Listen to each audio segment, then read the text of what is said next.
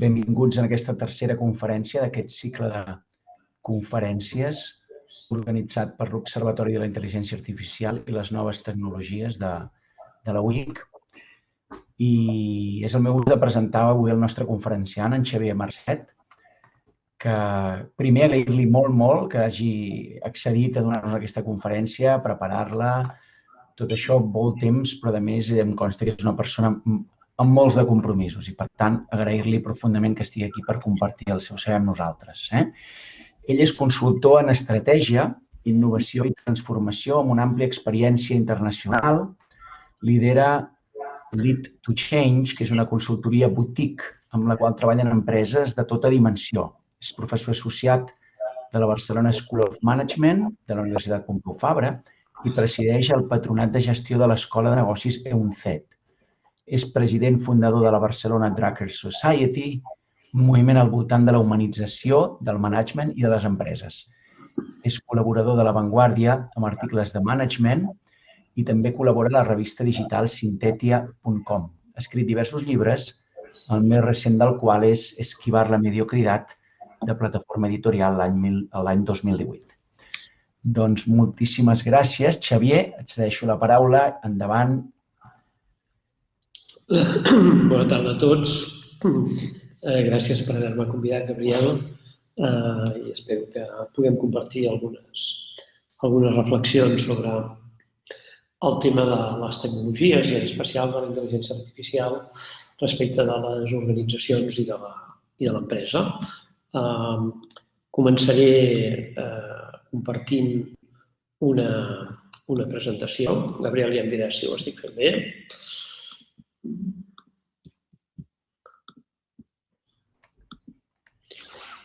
Es veu? Es veu perfectament. Molt bé.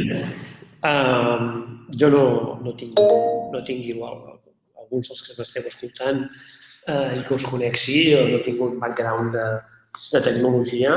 La meva formació és una mica eclèctica en aquest sentit. La meva primera formació tenia a veure directament amb l'humanisme. De fet, la meva passió, dels meus anys, 20, dels que tenia 20-30 anys, era el Renaixement italià, i de fet encara em dura. I després a la vida he anat fent altres coses. Bàsicament, a partir dels... Vaig estar durant molt temps a la universitat i després vaig estar directament al món de l'empresa, intentant que hi hagués un fil conductor per guanyar-me la vida, que és el d'anar aprenent coses. I en aquest anar aprenent hi va haver una cosa que em va passar quan estava en els anys 90 a la Politècnica, de cap de gabinet del rector. És com una mica ser una persona que havia estudiat d'història voltat de tants enginyers, era una mica impressionant per mi. I, de fet, alguns em perdonaven la vida, però altres, la veritat és que em van permetre aprendre moltes coses. I vaig adonar-me d'una cosa, que és que a mi em costava molt d'entendre tot això. I encara em costa, Em costava molt d'entendre, però que quan ho entenia, de vegades m'ho explicava millor. I sempre he tingut una relació molt pràctica, molt utilitària amb la tecnologia. I he respectat molt i els he tingut sempre molt a prop i he après molt de la gent que és capaç de fer néixer, desplegar, adaptar tecnologies. Però no és el meu cas. Per tant, jo no us puc fer una conferència de tecnologia. No en sé. Les meves preguntes amb la tecnologia veureu que són molt més pràctiques. Una de les tecnologies que m'ha cridat l'atenció és la intel·ligència artificial. I en aquesta curiositat que em va despertar, vaig intentar, sobretot, preocupar-me per el que jo em podia preocupar, que era l'impacte en el món de les organitzacions. Quan penso en organitzacions no penso només en empreses, penso en administracions, en universitats, en hospitals, etc. I aquí he vist que en tot aquest món hi ha molt soroll, molt soroll, i que de vegades el soroll està molt justificat i de vegades tot plegat és una exageració bestial. Per tant, m'ha semblat que fer un petit excurs i pensar sobre aquest impacte de la intel·ligència artificial, entre altres coses, per mesurar les coses i per no viure exageracions del negoci. Les exageracions no se'n fa negoci, normalment. O és un negoci efímer. M'agrada més, diguem-ne, veure quines són aquelles coses que realment són prou consistents com per després poder construir alguna cosa sobre. Per tant, m'he intentat situar en una posició que intenta tampoc ser, diguem-ne, punt mig, no sé què vol dir això, però no ser ni un ciberpapanates, és a dir, que compro tot el que té olor de tecnologia i que qualsevol cosa em sembla que tingui a veure amb això serà fantàstica, ni molt menys un escèptic. No, penso que la tecnologia ha estat la gran eina que ens ha fet progressar en moltíssimes coses, però també penso que la tecnologia no és un fi en si mateixa. Una cosa que m'ha anat molt bé en els darrers anys ha estat l'oportunitat d'anar molt sovint per feina, representant empreses grans, a algunes de les grans universitats tecnològiques del món. I allà he vist molta tecnologia. He vist néixer molta tecnologia, desplegar molta tecnologia. A vegades em costa d'entendre. Aleshores, en general, m'he acostumat a fer només al voltant de tot aquest estol increïble i a vegades a sobredosi de tecnologia. M'he acostumat a fer dues preguntes. Dues preguntes que jo entenc que són les que anaven bé per als meus clients. I després, quan m'hi he acostat a la intel·ligència artificial, no he fet altra cosa que repetir aquestes preguntes. Fa molts anys que faig aquesta feina i que intento estar al tanto, tot i no ser un tecnòleg, de les tecnologies emergents, i em faig dues preguntes. La primera és, per al meu client, o sobretot, per al client del meu client, aquesta tecnologia, per a què? En castellà seria per a què? Per a què sirve? Per què serveix? Per a què serveix? Si em serveix per cobrir una necessitat que el client té, si em serveix per resoldre un problema que el client té, si em serveix per resoldre una aspiració que el client té, tiro del fil. Perquè crec que l'element que busquen els meus clients és ser consistent respecte als seus clients, és a dir, evolucionar amb els seus clients. I si aquesta tecnologia em pot fer de palanca perquè ells evolucionin amb els seus clients, crec que és una molt bona aportació. I la segona que em pregunto és, aquesta tecnologia, si ja és prou madura per al meu client. Per què? Perquè, escolteu, la majoria de vegades, tot i que puc tenir clients molt grans, que facturen molts bilions americans de dòlars, no són Google, ni són Amazon, ni són Facebook. I, per tant, si ells entren en una tecnologia que està poc madura, és enormement interessant perquè despleguen una exploració en un terreny que si els absorbés poden quedar un gran tros del pastís que pugui sortir d'allà, però també és molt car normalment i té molt risc. I molts dels meus clients no volen jugar aquest paper de pioners, sinó molts dels meus clients l'únic que em diuen és, Xavier, nosaltres no volem ser els que paguem la llum, nosaltres no volem ser els que arribem quan ja no queda ni engrunes del pastís. Per tant, aquesta reflexió que m'he hagut de fer moltes vegades respecte de la tecnologia en general, després he intentat aproximar-me al món de la intel·ligència artificial. Penso que la intel·ligència artificial canviarà les coses? Sí. Penso que la intel·ligència artificial canviarà les coses radicalment? Sí. Penso que ho canviarà tot? No. Crec que tindrà un alt impacte. Potser, un cop ben desplegada, similar o de dimensions, és a dir, fa difícil dir, serà un punt i a part. Serà un punt i a part. Hi ha hagut altres punts i a parts de la història, i tant. Jo crec que el punt i a part més gran, segurament que hem viscut els nostres avis i besavis, depèn de l'edat que tingueu, va ser l'electricitat. Nosaltres això ja no hi donem cap importància. Cap. Home, si un dia se'n va la llum, posem el crit al cel, però vaja, no ens llevem cada matí pensant avui tindrem llum o no tindrem llum. No. És una commodity funcional de la nostra vida. Internet s'està convertint en això. Internet s'està convertint en això. En una commodity funcional de la nostra vida. Us serà la intel·ligència artificial d'una manera diferent, perquè té un component diferent. Això que us parlo fins ara eren més tecnologies que creaven infraestructures. En certa manera, una part de la intel·ligència artificial ho pot fer i altres tindrà una funcionalitat diferent, però sí que serà un punt i a part. N'estic absolutament convençut, absolutament. Però també penso que moltes de les coses que es plantegen a l'entorn de la intel·ligència artificial són una exageració. I escolta, i aquí torno a començar. Jo no soc tecnòleg, soc molt ignorant d'algunes coses, em puc equivocar molt, però vaja, també veig que alguns que són molt tecnòlegs també s'han equivocat molt. El tema, diguem-ne, de la singularitat, de si tot això ens portarà a que les màquines avencin les persones, si tot això ens portarà a una societat sense treball, a poc a poc, a poc a poc, a poc a poc, a poc a poc. No tot el que permeti la tecnologia ho voldrem fer. No tot el que permeti la tecnologia ho voldrem fer. La tecnologia serà obligatori de fer. No, escolta, quan jo estava, diguem-ne, en el món de la...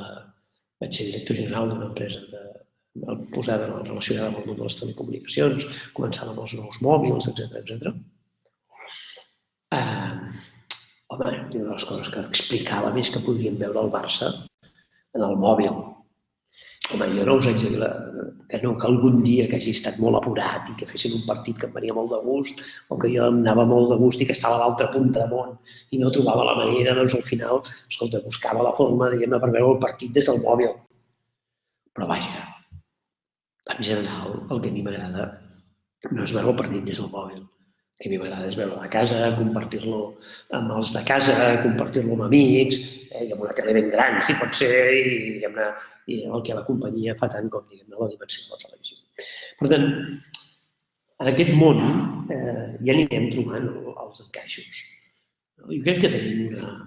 Jo crec que, bueno, a vegades també és veritat que he insistit molt, no, la gent, però jo crec que tenim massa poca confiança amb les persones.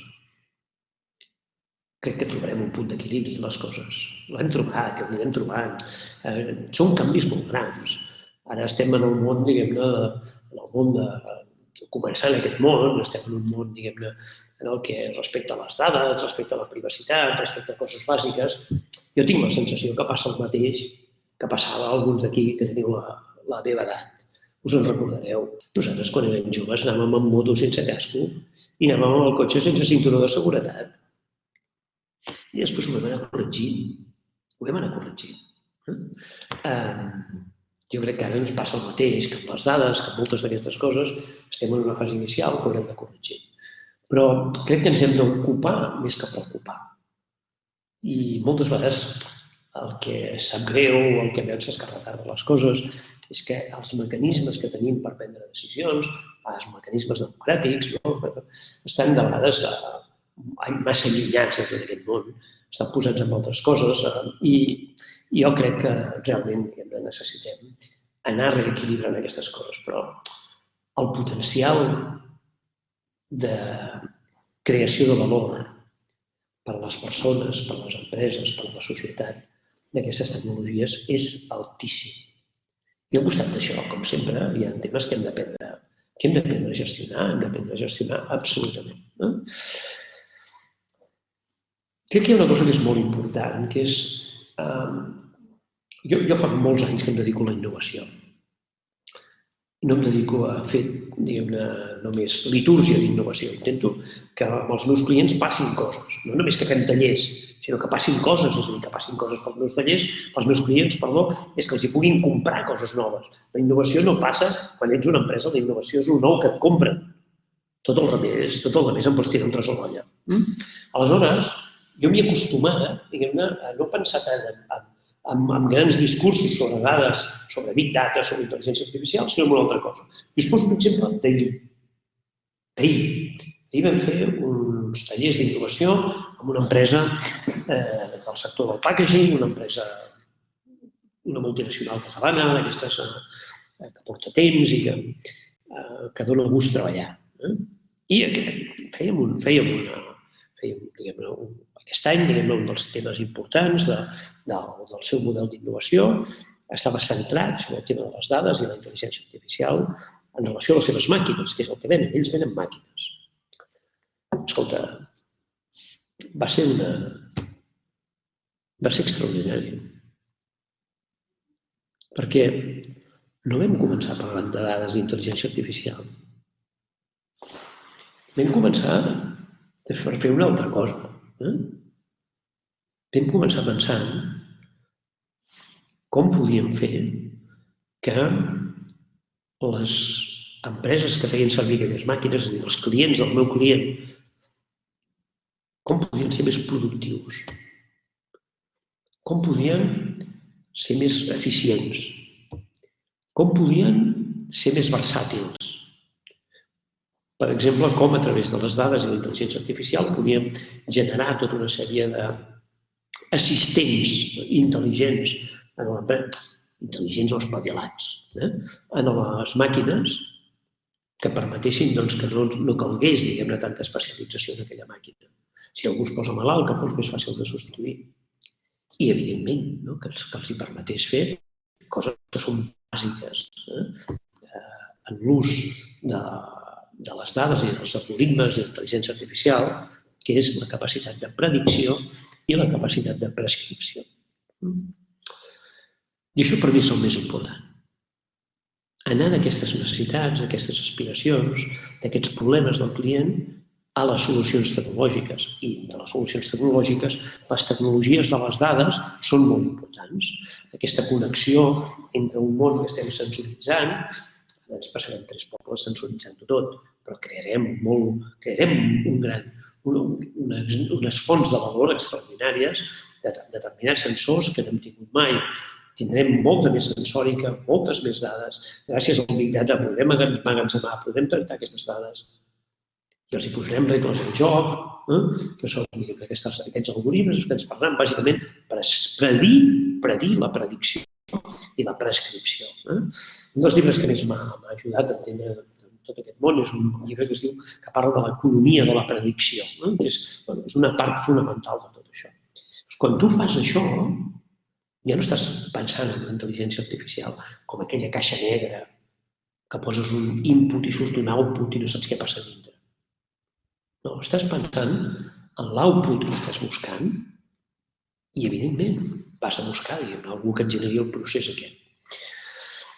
Jo crec que estem en una etapa inicial de la intel·ligència artificial i, per tant, parlem massa de la intel·ligència artificial. Quan tot això sigui natural, formi part com és internet, com és l'electricitat, ja no parlem tant de l'electricitat o parlem del que es fa amb allò. Quan jo entro al dematí i depèn d'on vaig anar, entro al cotxe, em poso al Google Maps o em poso al Waze, no estic fent 3 reverències perquè estic obrint una aplicació d'intel·ligència artificial. Estic obrint una aplicació que em diu,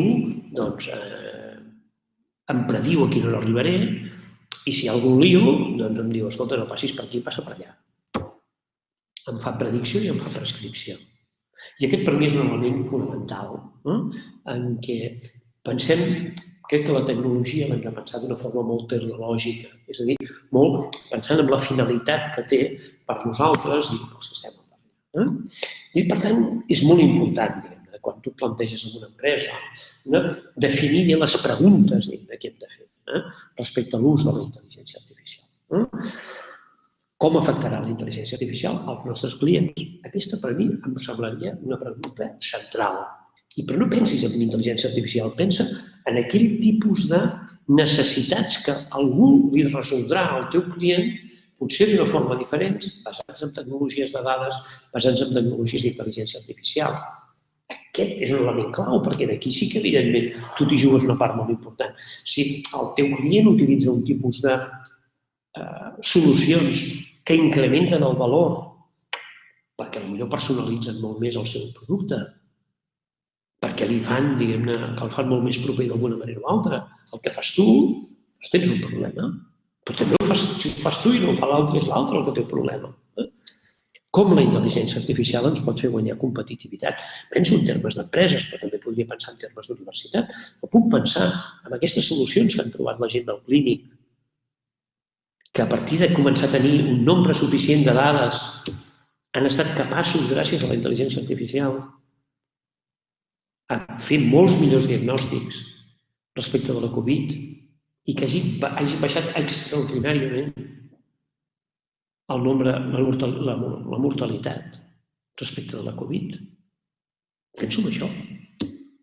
Penso en la capacitat de personalitzar, penso en que de vegades no només automatitzarem determinats processos, sinó que els hi posarem, diguem-ne, mecanismes de presa de decisions vinculats. Penso que de vegades tot aquest món ens pot fer molt més àgils. Penso que de vegades ens més precisos. La computació visual ens permet moltes vegades generar diagnòstics més precisos que els ulls de les persones. De vegades sí, de vegades no. Si estem parlant de determinats tipus de càncer, la computació visual de vegades és més efectiva, que les persones no es cansa, té capacitat, diguem-ne, de comparar amb molts més, de treballar amb un nivell comparatiu molt més gran que el de les persones. Si és un tipus de càncer molt evolutiu, molt estrany, molt poc parametritzable, moltes vegades determinats metges amb la seva experiència, i a vegades la suma d'experiència i intuïció són molt millors. De vegades és cert que aquestes màquines ens poden fer més fiables, de vegades són més fiables però poden ser esbiaixades.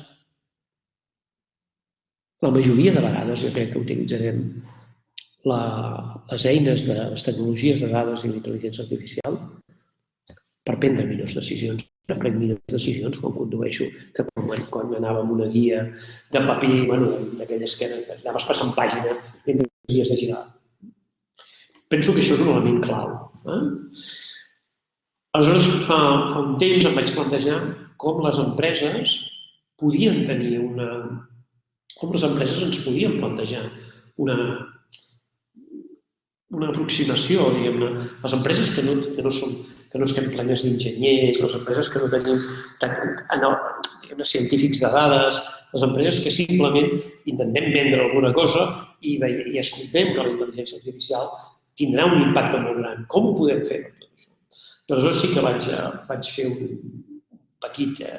petit model senzill, fàcil d'entendre, de com ens podíem aproximar a aplicar la intel·ligència artificial a organitzacions que no són Google, a organitzacions que no són organitzacions especialistes. I amb tota aquesta reflexió vaig escriure un petit opúscul, un petit llibre per la Generalitat, que està publicat i que us el podeu baixar. Després al final he posat una foto per si algú l'interessa. I això em va permetre conèixer molta gent a Catalunya que està treballant amb intel·ligència artificial, que està fent coses molt interessants. I també em va permetre conèixer gent que han estat pioners en el món de la intel·ligència artificial aquí a Catalunya, i vaig tenir la immensa sort, que avui ens acompanya, de conèixer el Ramon Trias, que és de les persones que fa més els començaments dels 90 va començar a donar solucions d'intel·ligència artificial en el món de la banca, reduint extraordinàriament el temps i la fiabilitat a l'hora d'aconseguir crèdits. I la veritat és que de tota aquesta gent, i en especial del Ramon, hi he après moltíssim. I allò admiro la gent que ha sigut capaç de fer aquestes coses, que han sigut capaços de fer aquests pioners i aquesta gent que ara té aquestes empreses, perquè crec que avançar-te al teu temps no és necessàriament només llegir llibres del que vindrà. Avançar-te al teu temps és fer coses d'una forma diferent i amb molt de risc. I admiro la gent que han estat capaços de fer això. I a Catalunya hi ha hagut gent que han estat capaços, com la Regina Llopis, com el mateix Ramon, que han estat capaços de fer això. Llavors, jo vaig preguntar moltes coses al Ramon i sense ell aquest llibre no hauria tingut, diguem-ne, la més mínima consistència. I, per tant, també quan explico aquestes coses, explico moltes de les coses que vaig aprendre amb ell. Crec que quan ens hem d'aproximar a la intel·ligència artificial, hem d'intentar saber una mica què és. I això és molt difícil. No, amb el llibre, de fet, intento posar exemples i posar alguna definició que fan que puguem entendre aquestes coses sense necessitat d'haver estudiat 4 anys d'informàtica o de telecos o de matemàtiques, que si ho has estudiat millor. Però és important entendre de què estem parlant. Sobretot perquè és important poder fer-te les preguntes clau de com aquest món canviarà les decisions del teu client. Penseu, ara no penseu en intel·ligència artificial, penseu en internet. Si tu penses que ets una persona que es dedica al món immobiliari. Home, aquells que van entendre en un moment determinat que els clients que comprarien cases ja no necessàriament les comprarien llegint un anunci, aquells suplements de La Vanguardia o de qualsevol diari dels diumenges, sinó que podrien entrar a una plataforma on no només veurien la casa descrita en text, sinó que la veurien amb totes les fotos del món, amb vídeos, i que podrien anar al mateix lloc tenir elements de filtre i de recomanació, de simulació d'hipoteques. Aquells que van entendre el que passarien al client amb internet a l'hora de comprar cases es van posicionar molt millor. Es van posicionar molt millor. Amb la intel·ligència artificial hem de fer el mateix. Hem de pensar en aquestes eines de predicció, en aquestes eines de prescripció, de vegades en aquestes eines de precisió, com tot això canviarà les possibilitats de prendre decisions dels meus clients. Les empreses no vivim de subvencions, no vivim de l'aire del cel. Les empreses només vivim de tenir clients, de vendre, produir i cobrar amb marge. Això és el que vivim les empreses. I és molt important que tu et facis aquestes reflexions sobre el teu client o sobre altres clients que podries tenir en un canvi de context. A partir d'aquí vaig entendre una altra cosa, i és que la intel·ligència artificial normalment era un artefacte que funcionava amb una benzina que se'n deien dades. El Ramon ja em va explicar que de vegades es podia fer sense dades, però que això normalment no era així. I llavors vaig començar a pensar en els meus clients i en mi mateix. I vaig veure que, en general, la cultura respecte a les dades a les nostres organitzacions és una cultura encara molt primitiva. Molt primitiva. Tenim dades, moltes vegades les acumulem, les dades, però no tenim suc. Un client meu va fer una cosa que, ostres, aquesta gent són gent avançada. Fa 10 anys, no 10 anys, no, 8, van crear un sistema de cloud a la seva empresa en el que ells monitoritzaven tota l'activitat de les màquines que posaven a les fàbriques dels seus clients amb un servei que en deien el cloud, el nom de l'empresa li posaven cloud, i aleshores aquestes dades ells pensaven que els servirien, doncs, sobretot els servirien en els seus clients per millorar la presa de decisions, i amb ells els servirien per saber com treballaven les màquines dels seus clients i a l'hora de tornar a fer una altra oferta, doncs poder personalitzar molt millor aquesta oferta. Bé, us ho faig curt. Aquí vam fer una inversió molt gran. Aquesta empresa només ha aconseguit vendre el 1% dels seus clients aquest servei de dades. Fins que al final, evidentment, si només vens el 1% és millor que ho regalis i esperis que canviï el paradigma, que és el que fan. Què vol dir? Estem en una fase encara molt inicial de tot això. I quan tenim moltes dades, les tenim com en prestatgeries i en sabem treure poc profit. Si sabem treure poc profit moltes vegades, sí que fem servir solucions més clàssiques de business intelligence o basades en coses molt més senzilles de vegades que la intel·ligència artificial, com la pròpia estadística, ens permet, treure'n una mica de suc, però la sensació és que en traiem poc suc. I la sensació també és que ens passa una cosa, és que la relació en termes de compliance, en termes de responsabilitat, al voltant de les dades és poc clara. En el món no hi ha una sola legislació sobre la privacitat de les dades.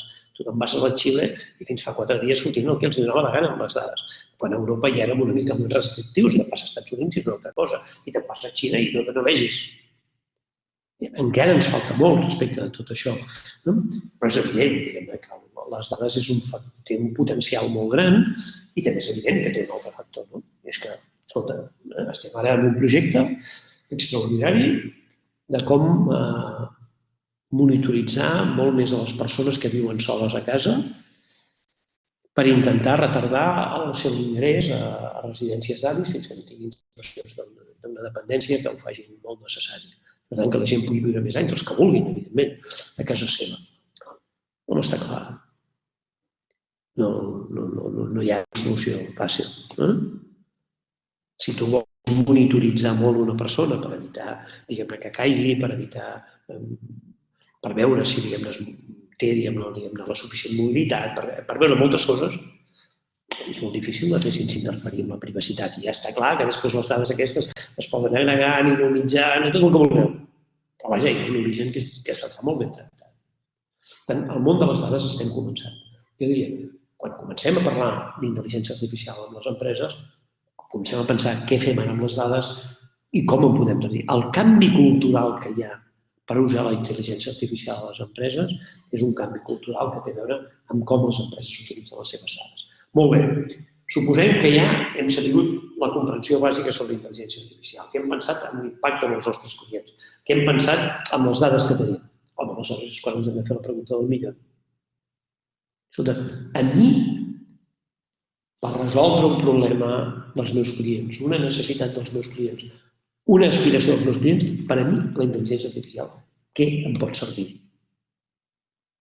Quin valor puc crear amb això? Valor en el mateix client i, evidentment, de vegades és un valor també dins de la pròpia empresa, puc ser més eficient, etc. És en aquest moment quan t'has de plantejar si hi ha un tipus de solució que sigui una solució que realment requereixi un ús d'aquest tipus de tecnologies, de solucions d'intel·ligència artificial o de vegades, solucions més convencionals, més senzilles, però que, escolta, al final tu el que busques és l'impacte en el teu client. És que a partir d'aquí tu prens decisions que ja tenen a veure amb decisions estrictament de projecte, de si aquesta solució és una solució que impacta en cost, en qualitat, en temps, és la que tu necessites per incrementar el valor per al teu client. Té un factor que si tu estàs utilitzant determinades solucions de dades, d'intel·ligència artificial, de machine learning, per exemple, home, aquestes solucions són solucions que es milloren elles mateixes extraordinàriament. Per tant, no és només que tu implantes allò i te n'oblides, sinó que requereix d'una fase d'entrenament, d'una fase de correcció, moltes vegades el fet de tenir, unes bases de dades molt ben treballades, que a vegades no es poden ni tan sols automatitzar, sinó que s'han de treballar d'una forma bastant manual, et permet anar millorant molt aquest tipus de solucions. Escolta una cosa, quan vam començar a fer servir el traductor de Google, era justet. Però, home, ara si no has de traduir Shakespeare o has de fer, diguem-ne, segons quines coses, home, la veritat és que, escolta, això comença a tenir una pinta molt interessant. No vol dir que el traductor de Google no puguis publicar directament, però vol dir que moltíssima gent amb els coneixements mitjans d'anglès, a partir de la base que li dona el traductor, home, guanyen amb qualitat, sobretot guanyen amb agilitat. Per què? Home, perquè no té res a veure, diguem-ne, la performance d'aquest traductor fa uns anys, i això simplement és machine learning, és aquesta capacitat d'aprendre de les solucions. A partir d'aquí, aquestes solucions no són l'únic canvi que hi ha. Això passa, però que passa com amb tot. Quan instal·les en una empresa, instal·les un ERP, instal·les un SAP. Si això té unes implicacions de canvi, moltes vegades en termes de cultura, en termes de funcionalitat, en termes de com treballen els equips, enorme. I aquí ve la història difícil. El canvi de veritat, d'això que en parlem tant, de la transformació digital, el més difícil sempre és canviar les persones, no és injectar tecnologia, sinó com organitzar les persones per treure profit d'aquesta tecnologia. I a partir d'aquí, per tant, si has trobat una solució que et sembla que s'ha de ser basada en intel·ligència artificial, si l'has entrenat prou bé, aleshores a partir d'aquí has d'adequar l'organització i finalment has d'avaluar l'impacte que aquest projecte té.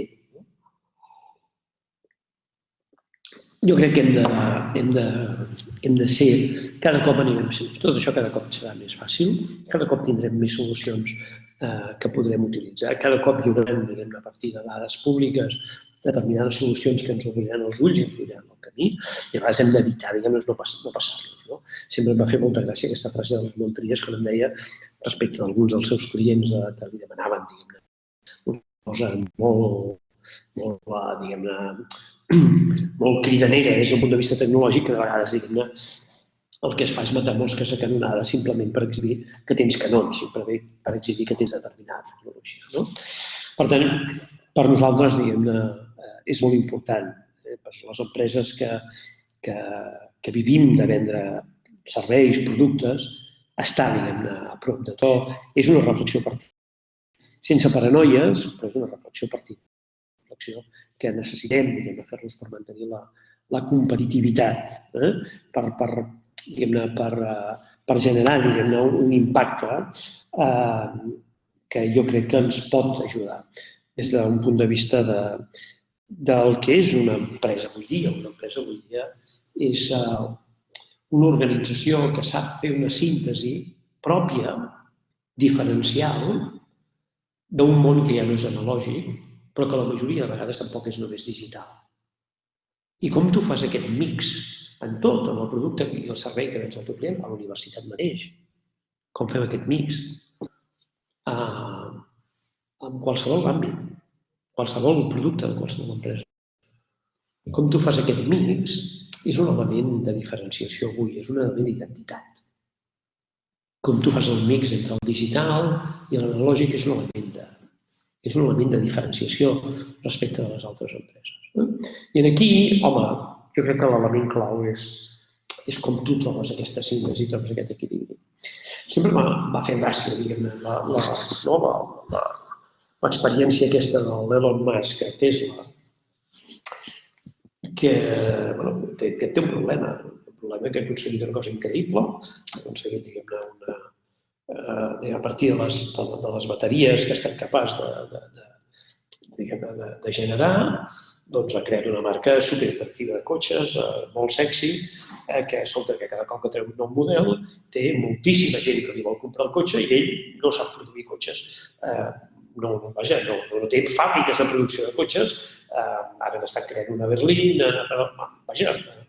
té molta més demanda que capacitat de generar oferta. És curiós perquè molts se val el mateix, que Ford, però Ford encara amb tots els seus defectes i si vols com a marca classicona d'aquest món, però encara és capaç de vendre 6 milions i pico de cotxes a l'any i els de Tesla en venen centenars de milers perquè els hi falta això. I per tant, què fa Tesla? Es posa a fer fàbriques de cotxes que ja són diferents, que són cotxes elèctrics, etc. Molt macos, molt bé. i munten una gran fàbrica a Nevada que, per descomptat, té tota la part energètica resolta, amb tota la coberta. És molt impressionant, tota la coberta, amb una capa fotovoltaica, etc. I agafen i fan una màquina una fàbrica sense persones, amb robots. I no funciona. No funciona. Els robots no saben resoldre els embuts de la producció i altres coses.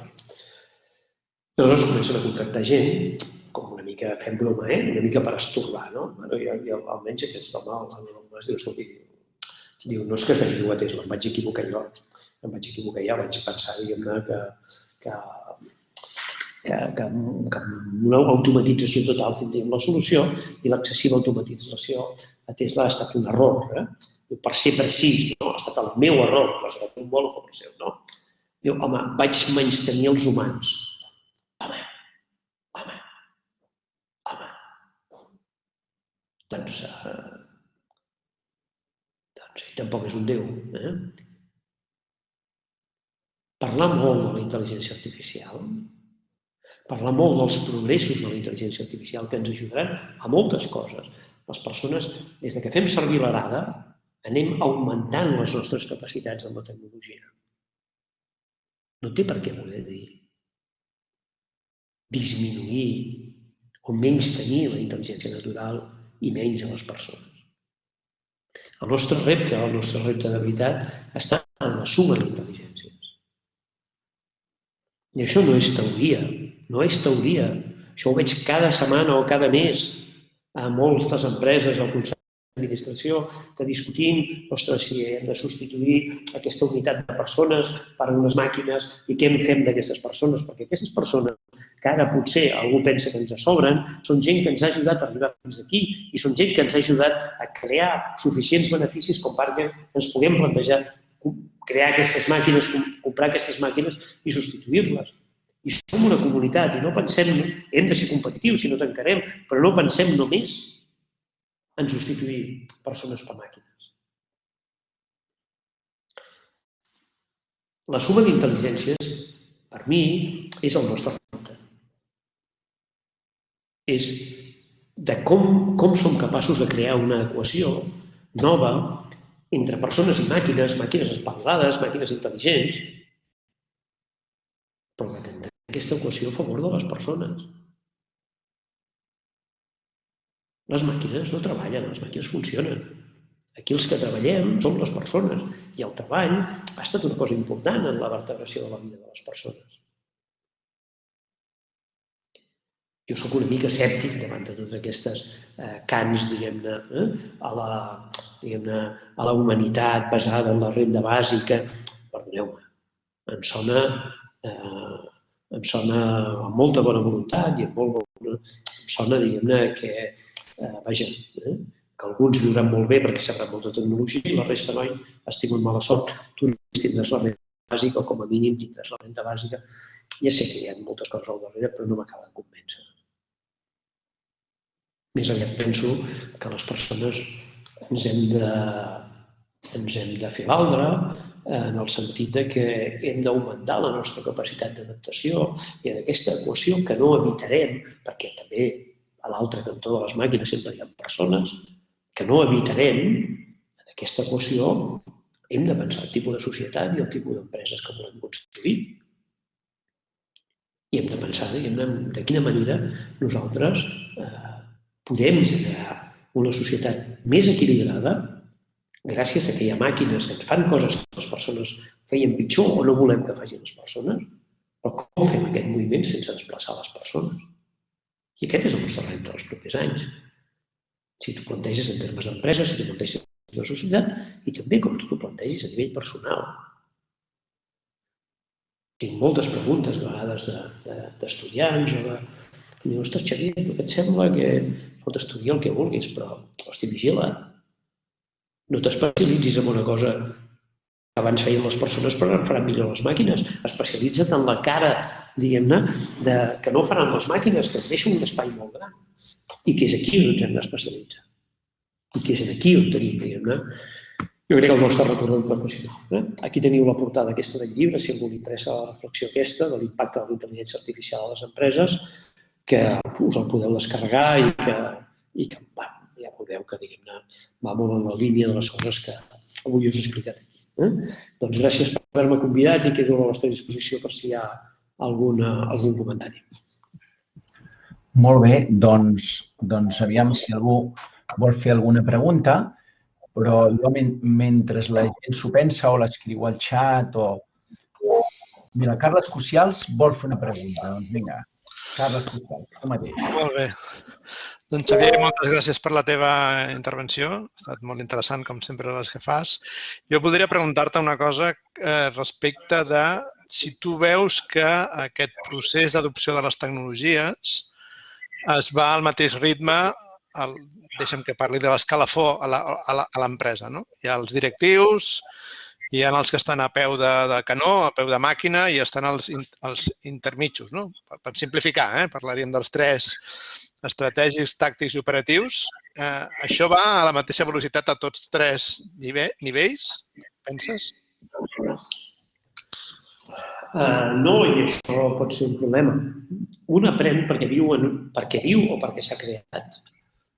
De vegades és familiar, de vegades és social, de vegades és personal, perquè viu en un determinat ecosistema d'aprenentatge. Què vull dir amb un ecosistema d'aprenentatge? Un context en el que no només hi ha recursos, sinó que hi ha estímuls, hi ha incentius, hi ha pressions perquè aquest aprenentatge es produeixi.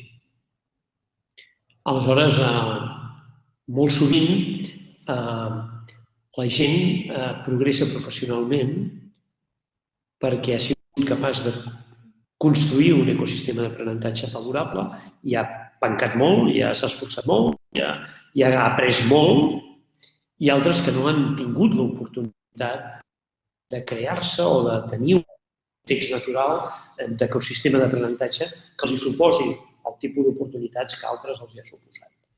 Per tant, no anem tots al mateix ritme, però hi ha algunes coses que passen a tots nivells. Aprendre no és formar-se. De fet, la nostra aspiració, quan fem una oferta de formació, és dissenyar-la prou bé com perquè la gent pugui aprendre. Però el teaching no és el mateix que el learning. Aleshores, estem en un moment en què tot això, Carlos, és clau. És clau. Perquè nosaltres necessitem que a les empreses la gent aprengui acompassadament. I de vegades ens podem trobar en la paradoxa que aquells que necessiten una adaptació més ràpida per evitar ser fàcilment automatitzats si no s'adapten, són aquells que han tingut uns ecosistemes d'aprenentatge o que han viscut en uns ecosistemes d'aprenentatge més febles. I per tant, això és el que hem de corregir. Això sí que és una cosa que podem intentar corregir des de l'empresa o fins i tot amb determinats estímuls de les polítiques públiques, tot i que no hi crec gaire. Però sobretot hem de fer un canvi en el concepte. Nosaltres no aprenem per poder treballar. Treballar, entre altres coses, és aprendre. Molt bé, moltes gràcies. Gràcies. Doncs hi ha també en Ramon Trias, que ha aixecat la mà. Si vols obrir el micròfon i compartir les teves observacions. Sí, gràcies. Bé, primer, Xavier, agrair-te molt la menció i ja ho saps que t'haig de reconèixer que em vas aportar moltíssim. Fins i tot amb la teva capacitat d'anàlisi i la teva visió més enllà del que jo veia em va servir per capitalitzar molta de l'experiència que havia fet, de manera que de nou gràcies. El que també et volia, del que has comentat també, com sempre, molt brillant i molt encertat, hi ha un tema que m'ha cridat l'atenció i voldria saber la teva opinió. Quan has parlat de les dades, el canvi cultural respecte a les dades, hi ha un tema que voldria saber què en penses. Trobo a faltar una anàlisi ètica, més que res de trobar la definició dels límits de l'ètica, perquè, com has suggerit amb la teva presentació, jo veig que hi ha temes que cauen pel seu pes, fer barbaritats amb el control de la gent. Crec que ho has explicat molt bé i estem tots d'acord, però també és veritat que hi ha temes de discriminació i de confidencialitat, com els exemples que tu posaves, que tampoc ningú s'atreviria a dir que hem de tornar a l'activitat del LUT i tornar-nos audites tots i ensorrar-ho tot. Què en penses d'aquesta... Diries que falta esforç per donar peu a el que després sigui una regulació més efectiva d'aquests temes? Com ho veuries, això, Xavier?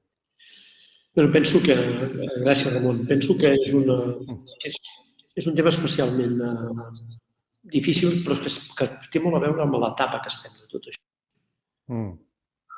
Crec que nosaltres hem de fer una cosa, que és que nosaltres tenim una societat basada en un pacte social que en el fons ens ve de la il·lustració, que ens el sabem tots de memòria, de la igualtat, de la fraternitat, de la llibertat, li hem d'afegir la privacitat.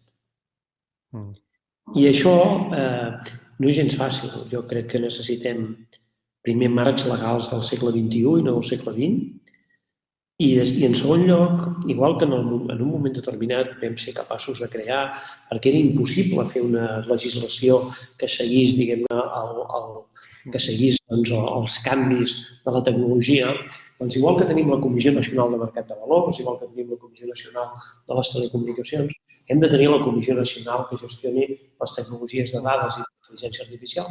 I aquí, una de les preocupacions fonamentals té a veure amb l'ètica. Crec que hi ha coses aquí, Ramon, tu saps millor que jo, que tenen a veure molt en una fase inicial de tot això i crec que en una fase que utilitzem dades poc diverses. Els biaixos aquests racistes, etc. Jo crec que tot això és fàcil de detectar i al final és fàcil de corregir, em sembla que ho podrem corregir. Hi ha altres coses que són més difícils. L'equació aquesta entre privacitat i personalització, que és una de les qüestions bàsiques que ens pot oferir aquestes tecnologies, és un tema espinós. Perquè jo, en una determinada edat de la meva vida, puc exigir molta privacitat perquè... I, en canvi, en altres etapes de la meva vida, puc pensar que la privacitat per mi ja no té tant valor i, en canvi, té molt valor algú que em pugui monitoritzar constantment per evitar qualsevol mal major. Llavors, no crec que ho tinguem encara resolt. No ho crec que ho tinguem encara resolt. Però jo crec que ho anirem resolent. Amb aquestes coses sempre anirem resolent-les a poc. I això jo crec que tinguem massa solució. Ho hem passat amb moltes altres coses. Com va passar amb el cotxe quan érem petits i anàvem sense cinturó de seguretat. Quants anys hem treballat. Però crec que, diguem-ne, al final ho resoldrem. Jo crec que estem en una etapa molt inicial de tot això. Alguns com tu ja fa molts més anys, dècades que nosaltres que hi hem entrat, però com col·lectivament encara estem començant tot això i hi ha coses que ens hem de prendre seriosament. Simplement les hem de prendre seriosament. Moltes gràcies. Molt bé, doncs, mira, jo també volia fer algunes preguntes, Xavier. La primera és respecte a la presa de decisions. I on queda una presa de decisions on hi ha un suport per dades i on queda aquest equilibri que tu deies entre home i màquina, on queda la intuïció o l'olfacte, no?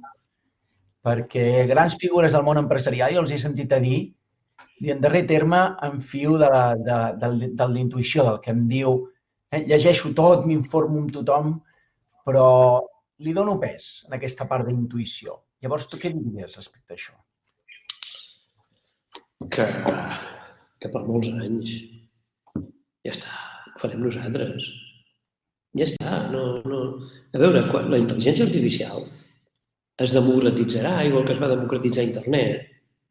És que no hi ha diferència, diguem-ne, competitiva a les empreses que utilitzen internet. I tant, doncs també hi serà la que utilitzin amb molta intensitat la intel·ligència artificial. Hi haurà factors de diferenciació que tindran a veure amb la qualitat de la presa de decisions, hi N'hi haurà d'altres que tindran a veure amb això, amb l'olfacte, amb la intuïció i amb el risc, amb la capacitat determinada de prendre determinats riscos. Jo crec que això serà de les coses que farem les persones. I ja està, i que les voldrem fer les persones i que significaran un factor de diferenciació com a professionals i com a empreses. Tinc claríssim. I has comentat també d'aquest espai que les màquines es deixen a les persones, no? I que si algú jove vol triar carrera professional, doncs evidentment que el primer que ha de considerar és els seus talents i les seves inclinacions, però també si vol tenir en compte això que has dit com l'espai que ens deixen les màquines, pots donar més informació sobre això? Sí, a veure, les màquines ens suggereixen decisions i si els deixem les poden aplicar, no? Que no tenen algunes consideracions, que les màquines no tenen la lectura moral i ètica que nosaltres tenim, que fa un moment deia el Ramon. Jo puc considerar que el millor, diguem-ne, per un país és prescindir de tot un sector econòmic. Perquè quan faig números, veig que, diguem-ne, el que em detreu com a societat del que m'aporta, doncs, si només miro els números, doncs, perdem diners. Però si miro altres coses, que és el manteniment patrimonial de determinades ciutats o de determinats paisatges, o jo faig un tipus de valoracions que tenen un caràcter que va més enllà del pur utilitarisme. Em pot anar molt bé tenir una màquina que faci els números, però jo puc prendre decisions que van més enllà. Aleshores, nosaltres el que ens passarà és que tindrem, jo crec, moltes més alternatives, podrem fer molts més escenaris, podrem tenir moltes més prediccions i tindrem màquines que ens faran prescripcions i el que ens haurem d'acostumar simplement és en aquest context de major riquesa a prendre decisions. I això serà, diguem, el nostre repte de suma d'intel·ligències. Crec que és de les coses que hem d'aprendre a fer en els propers anys, seriosament. Molt bé. Algú més vol fer alguna altra pregunta dels assistents? També la podeu fer pel xat, o voleu obrir el micro.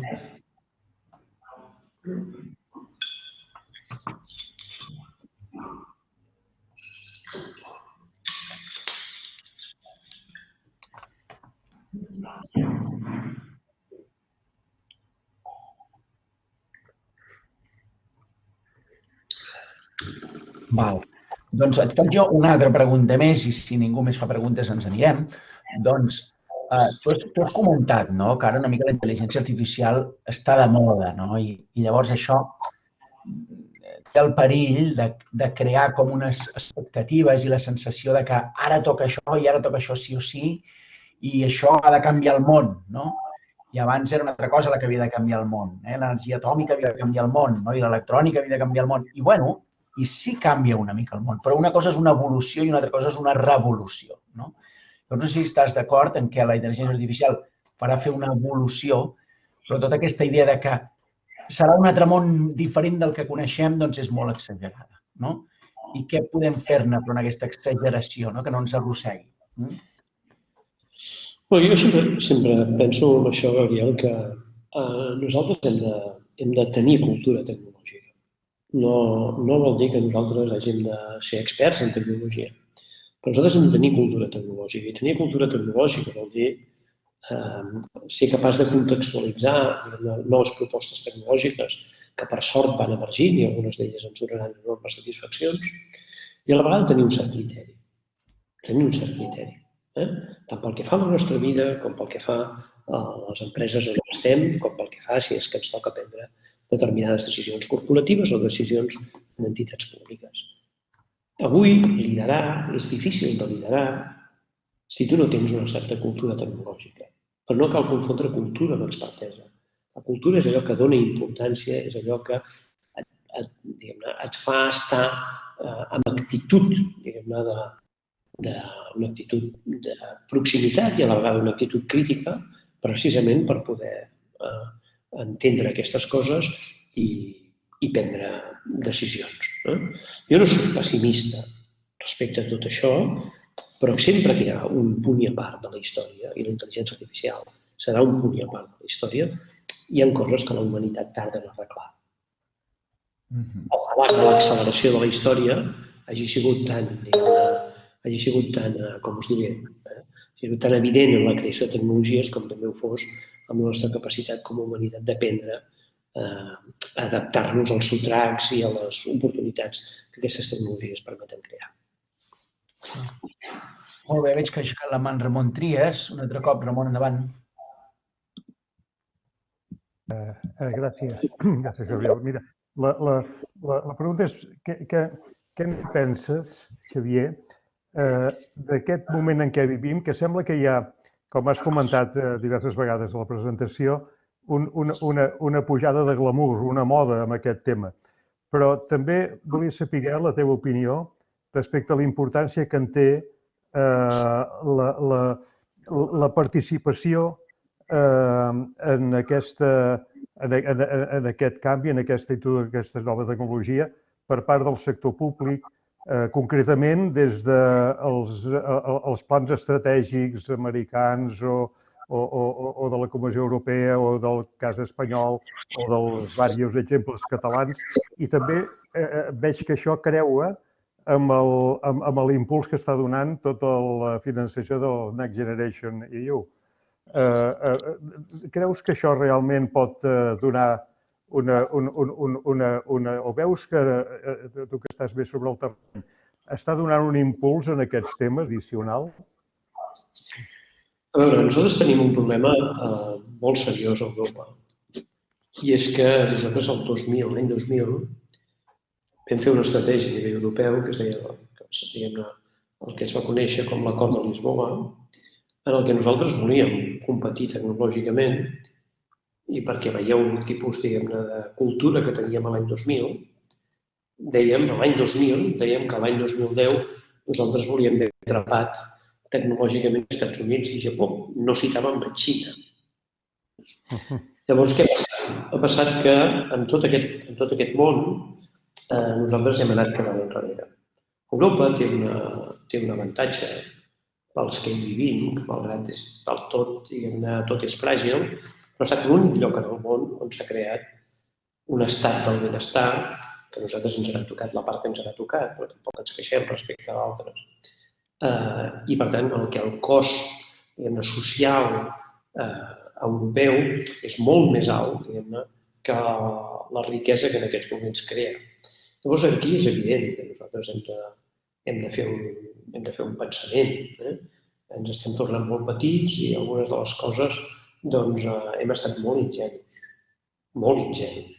Per exemple, ens adonem que, home, si nosaltres a Europa no tenim capacitat de fabricació i no la tenim, no hi ha ni una sola empresa de fabricació de xips d'un cert alt rendiment.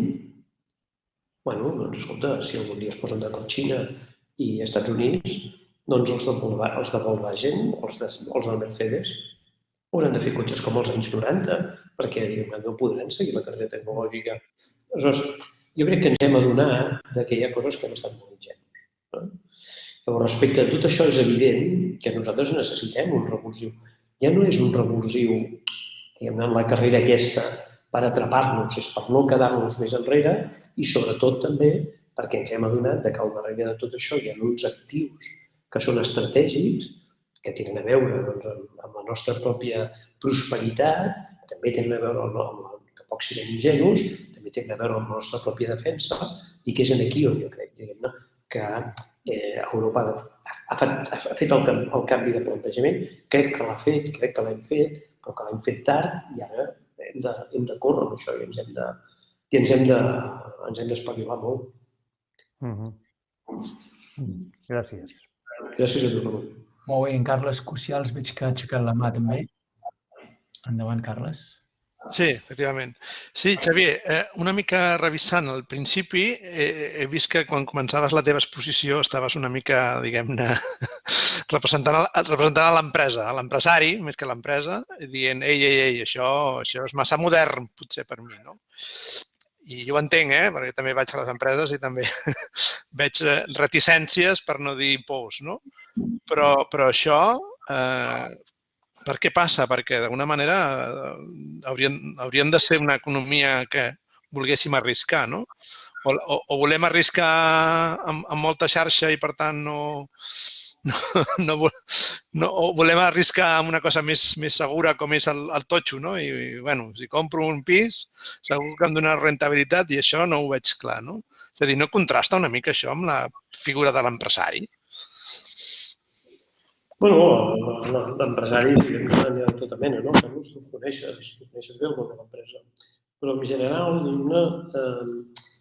el que hi ha, diguem-ne, és que tu tens empreses que no totes han estat creades fa 4 dies, i tu tens empreses que tu, escolta, les fas viure amb allò que coneixes i amb allò que encara ets capaç de vendre.